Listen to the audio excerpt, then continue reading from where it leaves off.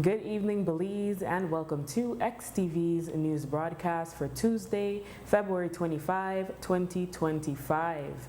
Making the headlines tonight, 90 people will contest March 12 general elections. 2 PUP candidates declared area reps by default.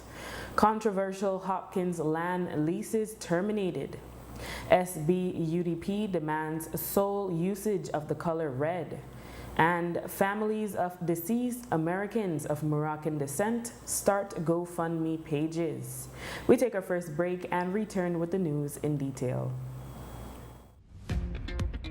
February is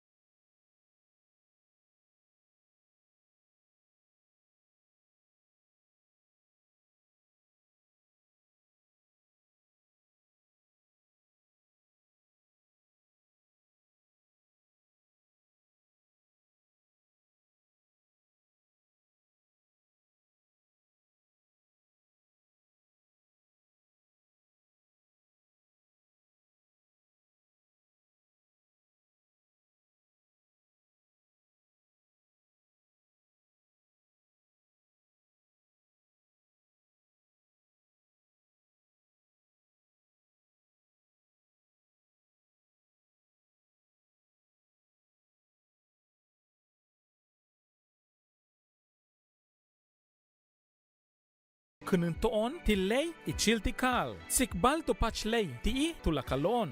Belize listo hoon. Welcome back. With your news, I am Drea Espinosa. A total of 90 candidates were nominated to contest the March 12 general elections in the 31 electoral divisions.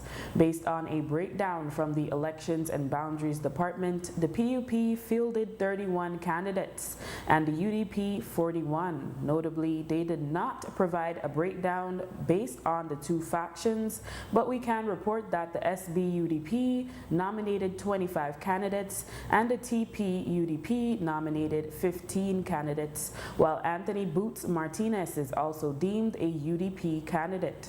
4 third parties are contesting the elections along with 4 independent candidates. Those third parties are the Belize Justice Movement with 7 candidates, including Rudy Wade, the Good Opportunity Development Party, fielding 1 candidate, the People's National Party fielding Will Mejia in Toledo East, and Andrew Reynolds in Belize Rural North, and the People's Democratic Party fielding 4 candidates led by Esteban Pereira Sr. In a historic occurrence, 2 incumbent People's United Party candidates, Henry Usher in Fort George and Anthony Mahler in Pickstock, have been declared winners of their division by default. That's because no other candidate showed up on nomination day, Monday, to be nominated. The Representation of the People Act, ROPA, provides for this. Section 4 states, quote, "If at 4 o'clock in the afternoon only 1 candidate has been nominated for the seat to be filled, the returning officer shall forthwith declare such candidate to have been elected and shall immediately thereafter certify by endorsement on the writ of election the return of that candidate according to Form 20 of the 5th schedule, and shall return the writ so endorsed to the Commission for the transmission to the Governor General," end quote. Moses Shine Barrow, on whose slate Dean Trevor Collins and Melvin Hewlett were running, did not wish to speak about the no-shows of his candidates in Belize City, but Samuels took to social media saying he would do a video to explain the situation even though he owed no one any. However, he said he would do it for those who mean much to him and those whom he holds in his high regard. He wrote, quote, "In the end, I chose to do something today I never really practiced doing. I put myself first. In the end, nobody would understand the realities I face," end quote. He added that he would get some much needed rest. Up to news time today, he had not posted any video. Based on the unprecedented historical developments, Mahler and Usher were called back to the Civic at 4 p.m. and were declared the winners of their respective seats and gave brief victory speeches. Likewise, candidates for the SB-UDP slate in Dangriga, Norman Usher, and in Toledo East, Dennis Desha Williams, did not show up to get nominated. Nonetheless, elections will proceed in those divisions, given that for both those divisions, there are independent and third-party candidates running. Cyril Uruwe Garcia is contesting the Dangriga election, while Will Mejia is contesting the Toledo East Division for the People's National Party. They will face Dr. Louis Zabane and Dr. Osman Martinez, respectively. Here is what Mejia shared after being nominated Monday.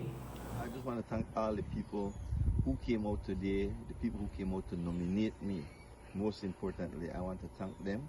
And I want to appeal to the voters out there that I'm running because I believe, I know in my heart that I can do this job. That's why my name is on the ballot.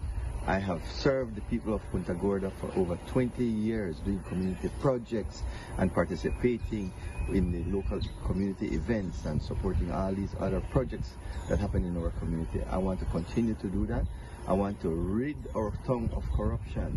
I want to make sure that we operate fairly across the board. So I'm putting my name on the ballot. I want to thank the people for coming out. And on March 12th, come on out and vote for me, Will Mejia.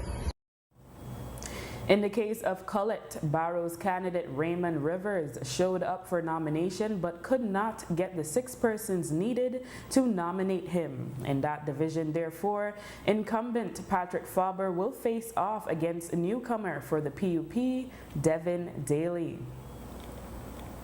The Minister of Natural Resources has confirmed that based on the protest of villagers from Hopkins of land being filled in a wetland area, they terminated leases for about a dozen lots. He explained that the village council had approached the ministry for the lands to be surveyed and distributed a few years ago. Even though the area is considered a sensitive one, it is not in a reserve. Nonetheless, based on the opposition from the community, the minister says they took the decision to terminate the leases and revoke the purchase prices, which had not been paid except for 2. The families of the 3... We have 200 villages in the country. As a ministry, we have a mandate to work with those 200 village councils because they represent people. And that's actually a manifesto commitment of ours, to respect the village council and to work with them. Stankic West Division has 26, 27 villages. If you saw the convention down south, all those village leaders except the one from Hopkins were on stage with the area representative. So clearly there's a good working relationship. We've worked really hard with them. We've surveyed lands for them. We've accepted their recommendations in terms of provided land to their people, the people who they decide, because we don't know the people in the villages. We don't know everything about the lands there. So a few years ago, the Hopkins Village Council came to us and asked us for permission to survey 12 lots. I believe it was 12 lots. Because of the working relationship, we agreed. As it turns out, those lots are across the way from the Hopkins Wetland Reserve. So those lands are not reserved per se, but they are lowlands. Clearly, and after that, they then made recommendations to us as to who they wanted to get leases and who they wanted to get purchase prices. We honored those requests, those recommendations. Those persons got that. What we find out now is that the entire community is against that, considers that area to, even though it's at a reserve area, they consider it to be a sensitive area and an area that should not be issued. And so we have heeded those requests from the people there, and we've terminated those leases and we've revoked those purchase prices. And you know, a few years ago, we thought the village council represented the interests of, or represented what the people wanted from Hopkins. We find out that was not necessarily the case, but now we are hearing directly from the people, and so we responded favorably to that by terminating those leases and revoking those purchase prices. The families of the 3 U.S. nationals of Moroccan descent who were found dead at an Ambergris Key luxury resort have started GoFundMe pages to help cover funeral expenses and ease their financial burden at this difficult time. All 3 women were from the city of Reverie in Massachusetts. The women are 26-year-old Wafay El Arar, 23-year-old Qatar Naquad, and 24-year-old Imain Mala. Wafay El Arar is described as a, quote, bright, kind, and loving soul who touched the hearts of everyone she met, end quote. The goal was to raise 15 and already 26 has been raised. Reports are that they last visited Secret Beach before returning to their room on Thursday night at around 7. Police said no one entered or exited the room thereafter. A toxicology screen is to be conducted. On Sunday, Moses Shine Barrow sent a letter to Chief Elections Officer Josephine Tamay contesting the Elections and Boundaries Commission decision to award the color red to the 2 factions of the UDP for the upcoming general elections. Given that both factions claim they are the real UDP, Barrow asserted that the UDP constitution does not allow for factionalism and reiterated that, quote, those former members of the UDP who engaged in factionalism and other violations of the UDP constitution were expelled from the central, executive, and NPC according to the procedures set forth in the UDP constitution, end quote.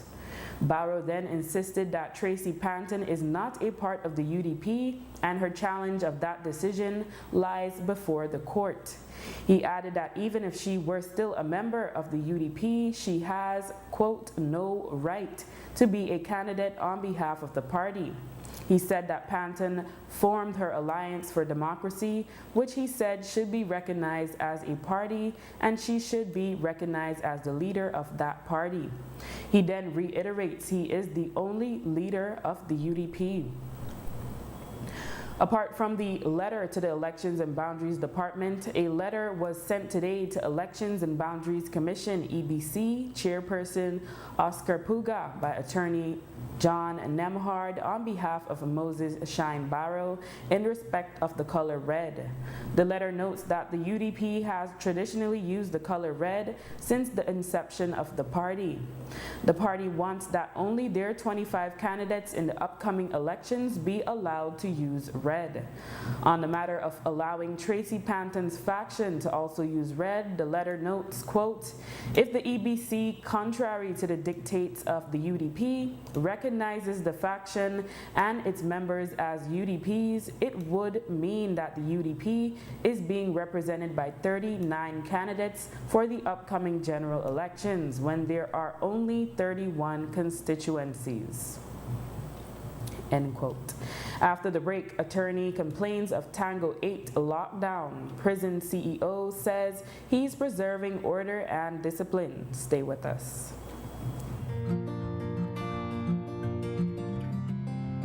Walking with my dog.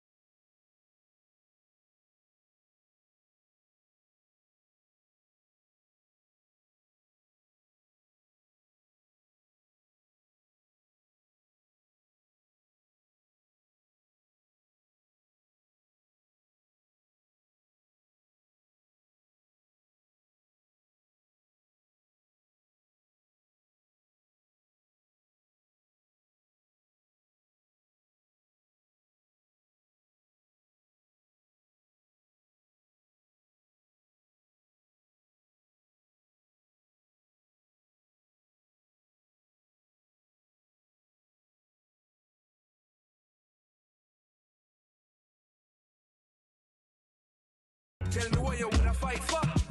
Don't even mind to get hype for. Or even flash up on the light for. In more election news, the Elections and Boundaries Commission met today and by a vote of 4-1 decided that all 41 candidates vying for the general elections as UDP candidates will get to wear the traditional red color. The commission explains that, quote, firstly, the leaders of each of the two factions maintain that they are the legitimate leaders of the UDP and that their candidates are legitimate UDP members. Secondly, the legal dispute over who is the rightful leader of the UDP remains unresolved and is set for trial on March 31, 2025. After the general election of the 12th of March 2025, end quote. The commission has also taken into account that the High Court did not grant any order restraining Tracy Panton from holding herself out as the UDP leader for, quote, from using related UDP items, including the party's name and symbols, reinforcing the need for the EBC's balanced and impartial stance, end quote. The commission says it is, quote, committed to ensuring a fair and impartial electoral process. Given that the courts have yet to determine the rightful leadership of the UDP, the EBC has taken this approach to maintain neutrality, absolute even-headedness, and uphold electoral integrity, end quote. Prior to today's decision from the commission, there had been a decision for the different factions of the UDP to use the red but with differentiating symbols.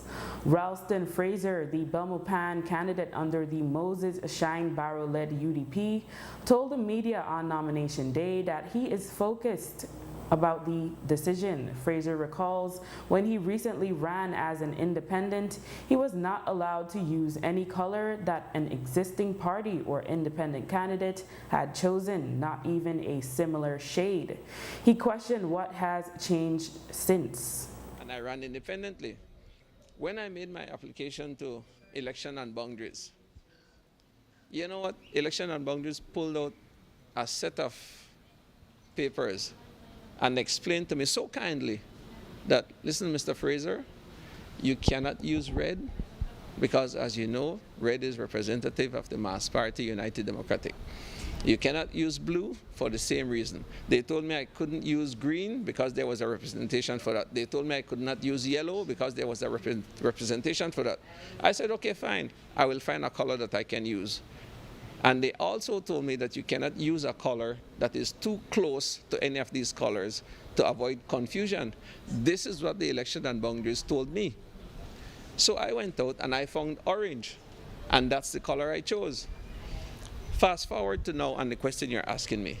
Can you see my confusion? Yeah. At this point in time now, the Election and Boundaries, whether it be the commission, whether it be the government, whether it be the entire department, who is on top of now making this decision where two parties are now carrying the same color when you explicitly denied me any of the colors that you had already accepted? So I don't know what changed. An attorney had complained that Tango A and B in the Belize Central Prison had been placed on total lockdown beginning last week Thursday, with prisoners in those two wings not being allowed the usual 1-hour recreation, phone calls, or outside food from their families, making them incommunicado. Additionally, they had indicated it would be unlikely lawyers would be allowed to see their clients.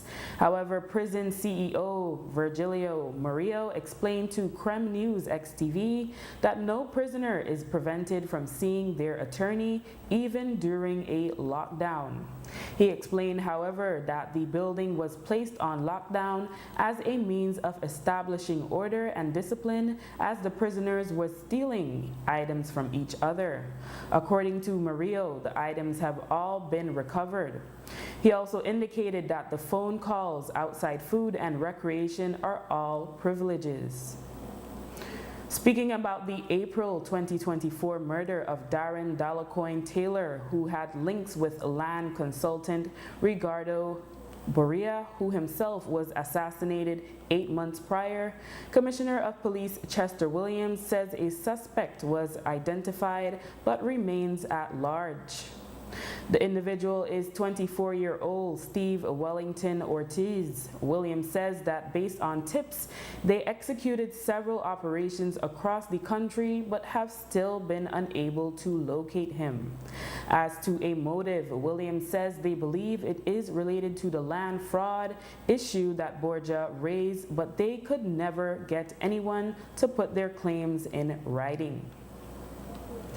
A resident of Camelota Village, 24-year-old Wilhelm Lansborg-Koyi, has made a claim that San Ignacio police have kept his motorcycle for an extended period, despite him providing all his documentation to show proof of ownership and updated licensing. He shared that he and a friend were detained last week Monday at the Red Bank checkpoint by police in an unmarked vehicle. He reports that they were held for 48 hours without a charge, and his cycle has still not been returned to him. My ex-brother chartered me vehicle in a Sangnaso police station for signing, right? We may go good. While we reach the Sangnaso checkpoint for a block in color pick up, and I have no police stickers, no license plate, no light on the top. Male person then pull out a firearm with in a civilian clothes, no mark of police, no, not like that. And then my friend tell me make we just drive off, so I drive off and we escape from the police, but we never have nothing illegal or nothing like that, right? We then go down the checkpoint, go around the next side with the house truck, but then the same block pickup, meet we head and then we stop. Then my friend said he noticed the police, so then we stop. When we stop off for the motorbike, then the police officer come aggressive. Two police officers with a male and a female made in there. One of them come and just kick me down. The man put me feel down, right? Then he bend my hand and the man put a knee in my back. Then he press the foot by my jaw corner, right? Then finally tell boy, 8 to 10 minutes and another tell police. Mobile reach, then he put the handcuff on we. Then the officer with a GI3 may have a body cam. But he put it on till put in the police pick up. Then he carry to the station. So how we detain for traffic offense. As a serious traffic offense, if you get a call, then we are about, right? The officer said, right now, I deal with that. Then they saw 3, put in a cell block. We don't spend most of like 5 hours there. I said, what we call them is no call. 5 different hours that we ask, nobody assist at all with the phone call, right? We go now to the 48 hours, no phone call at all. In the night, they say we dey for PI robbery. I tell them, sir, which robbery? If we just approach car and they say, when we coin a car, right? We don't have no illegal thing, right? When the 48 hours done, they let we go, give we back everything, phone him, money, jewelry, everything. After that, I tell them, sir, my cycle I have, legit, I have all the documents, the insurance, the paper, everything I have with the cycle, also my driver's license, everything I have. So when I bring my document, yeah, give me the cycle. I said, okay, then I saw my motorbike. I also have a different engine, all right. I tell her I bring a receipt on the person I buy it from to prove, right? My name is Mr. They start accuse me a lot of things happen on Sangna. So I tell her, sir, I don't care for them. I don't hold me for 48 hours. Tell her, see the documents, and he check it, then he say, oh, this is a fake. I say, right, if you say this is a fake, if you go to city council, if you go to the insurance spot, the man say, I know that, and I say, take this cycle off a big man. Tell her, how you take that? Tell her, big man, with all due respect, all I need, that my documents, make I go for you. He say, shut up, for I will lock you down for 48 days. So you say, you and a young man, he say, I will drop a charge for you, and I born you from car. Tell her, how you born me for you. Commissioner of Police Chester Williams said he did not know of the specific case but made a general suggestion to businesses so as to address a modus operandi of some robbers. I know we have an issue with motorcycles right now where it is the modus or the means of transportation for most crimes being committed now. And I would like to warn the public, particularly business places, to please put up a sign at the entrance of a place to say, take off your helmet before entering. Because we're seeing that the robbers are going into business establishment wearing these coverall helmets to commit crime. So let them put a sign that says that nobody wearing a helmet is going to be allowed admission into the establishments. I think that is going to help in trying to reduce these complaints where persons wearing helmets are going to these businesses, places and committing crime. In more political news, on Monday, Belize City saw a river of blue along the route of the People's United Party Nomination Day Parade. Despite only having 4 constituencies, it was much the same in Sugar City, which is to be expected. Often referred to as the capital of the PUP, the party showed it hasn't lost any support in the district. Despite being a heavy favorite to win again in Central, Prime Minister Honorable John Briceño said the support made him emotional. The PM said he still has lots of work left to be done in his constituency, which constitutes downtown Orange Walk and nearby San Esteban. I'm pleased, I'm very honored, and also emotional to get the nomination once again from the people from Orange Walk Central. Well, in Orange Walk Central, we continue to work. Look at what we did, paving the road to San Esteban. That's a major accomplishment. The dome we built at the basketball court. But we need to do some more work for young people. Looking at the People's Stadium, it has been abandoned. We've done some work, but that building needs to be replaced. It has been condemned by MIDH. We need to do more sporting facilities, more parks, more streets, more drainage, more housing lots for people. Work with the sugarcane industry to see how we can revive it and for it to be a thriving industry, because once the sugar industry is doing well, then the people in the Central do well, the people in the North do well. So we have yet a lot more to do. Hi, that's my granddaughter. I love her to death. So we're excited about continuing to work with the people here in Orange Walk Central. There's more news after the break. Stay tuned.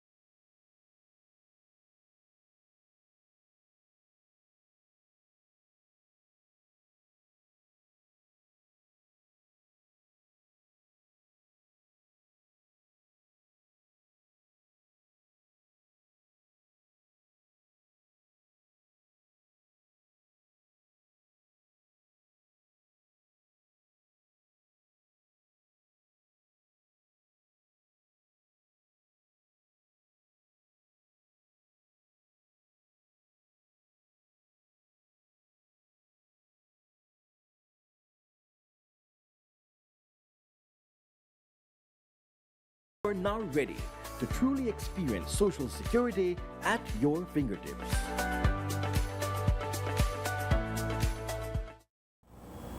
Over the weekend, PUP Albert Standard Bearer Kaya Katus was in Independence Stand Creek for a party convention in the South to rally support for the party's 4 Southern Standard Bearers.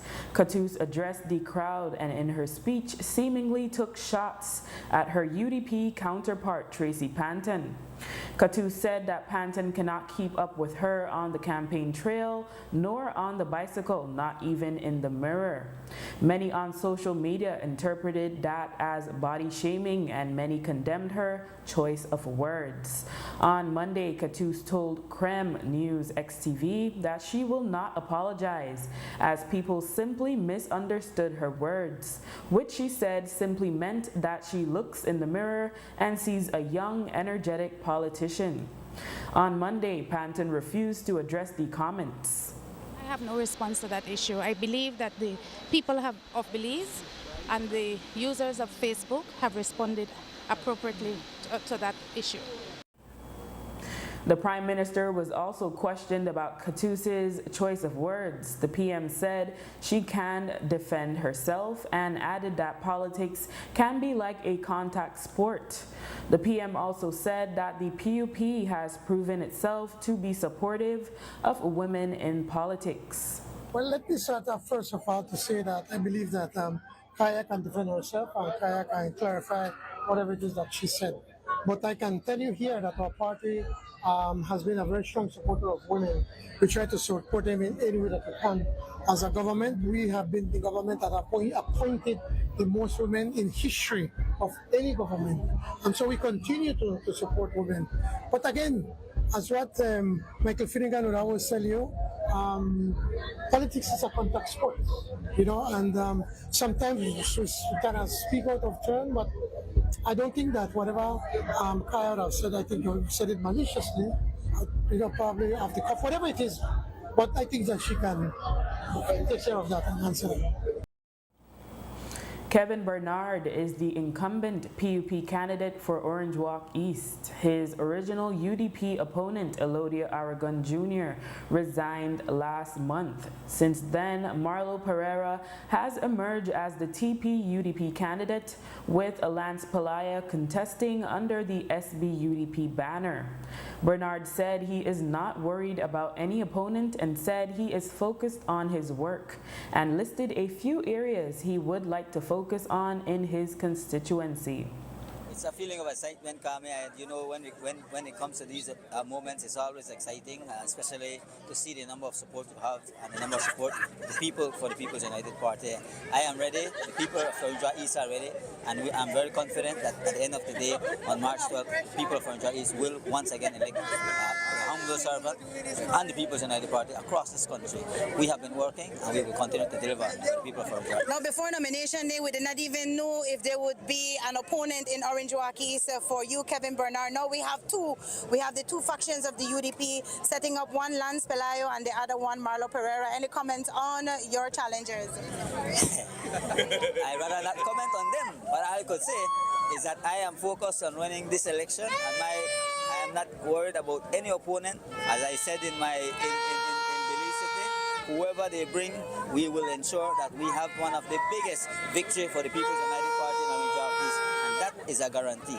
What does the future look like for residents of Orange Walk East? The plans that you will ensure you deliver as you get re-elected? There's a lot more things happening, Carmen. In fact, work is already ongoing, for example, in Palmar, and we are going to deliver for the people of Orange Walk East. Like I said, my mantra is to ensure that we can continue to build the infrastructure. We continue to find more help for young people in education. We're going to continue to expand the support for health through NHI. We're going to ensure that we find land for our farmers. We need to find more house lots for our young Belizeans, and that's my commitment to the people of Orange Walk East. That's our goal, and that's what we're going to do. While the choice will be made by the Prime Minister John Briceño, should both the PUP and Bernard prove to be victorious on March 12, Bernard said he would like to retain the health portfolio and said he feels he did a good job. Well, that's up to the prerogative of the Prime Minister, but I'm pretty sure we have been doing a great job at the ministry, and once the Prime Minister feels that I can continue to serve in that capacity, I'm prepared and ready to serve in that capacity. In the remaining constituencies in Orange Walk, Jose Abelardo Mai is feeling confident after a big showing of support from his constituents in Orange Walk South on nomination day Monday. Mai told the media that he won't focus on his SB-UDP opponent, German Tillit, but instead reflect on the work that needs to be done. He said he feels confident in the work he has done in his constituency and the ministry. I've had this feeling for the fifth time now. It's a wonderful feeling. There's no turning back. From now on, it's onward until victory. Everybody's happy. Many people are happy. I am happy. My family is happy. And the work has to be very focused, very diligent, and we cannot give up. We have to work very hard. I've never thought that I have a weak opponent. I think that we have to work and have a tough opponent. And so we're determined to do that. But everybody's happy. We're happy that this is a great moment for us. But when it comes to your opponent, do you believe that your work speaks for itself in your area and as Minister of Agriculture? Absolutely. I mean, like I tell you, like I said before, the people of Orange Walk depend on agriculture, directly or indirectly. And once the agriculture sector is strong, then they have money, they have purchasing power, they're happy. Do you believe that you will continue getting the confidence of the Prime Minister when elected, when all of you all are elected, and you will continue under the portfolio of Minister of Agriculture? Well, the Prime Minister is the Prime Minister, and he decides which portfolio. I'm pretty satisfied that, I'm pretty convinced that he is satisfied with the work I've done in the Ministry of Agriculture, and he may want to put me as Minister of Agriculture again, among other things. But I'm confident that, yeah, he is satisfied with the great work we've done in the ministry. In Orange Walk North, which constitutes the northern part of the town and the villages in the northern part of the district, Ramon Monchi Cervantes was equally confident. Carlos Zatina is contesting on behalf of the SB-UDP, but Cervantes is confident that his time as area representative will push him to victory. Because we have done much work, we have put more attention to the people in terms of education, where thousands of students have gotten assistance through our government. Health, the health system, where many of the services that once had a fee are now free. And now we have the rollout of the national health insurance.